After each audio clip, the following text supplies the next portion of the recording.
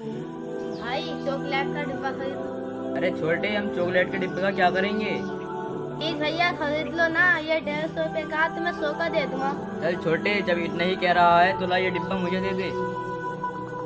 भैया ये आखिरी पैकेट बचा, इसे आप खरीद लो। अरे जा रहे हैं यहाँ से, हम क्या देर सामान खरीदने के लिए खड़े हैं क्या यहाँ पे? छोटे, अगर तुझको पैसे की ज्यादा ही जरूरत है तो तुम मुझसे पैसे ऐसे ले ले, लेकिन मैं चिप्स नहीं लूंगा। नहीं भैया, मुझे भीख के पैसे नहीं चाहिए, मुझे मेहनत के पैसे चाहिए। चल भाई, जब चॉकलेट का डिब्बा ले भी लिया तो एक चॉकलेट खिला भी दे। अरे भाई, ये डिब्बा तो खाली है। चल भाई, उसके पास चलते हैं। चलो भाई चलते हैं। क्यों भी चोर खाली डिब्बा दे के जाता है? चल पैसे निकाल मेरे। सॉरी भैया, ये लीजिए अपने पैसे। ले अपना सामान पकड़। भाई ये लो, आपने 2 दिन से कुछ नहीं खाया आज। छोटे, तूने कुछ खाया? हाँ भाई, मैंने खा लिया। भाई को कैसे बताऊं, मैंने कुछ नहीं खाया।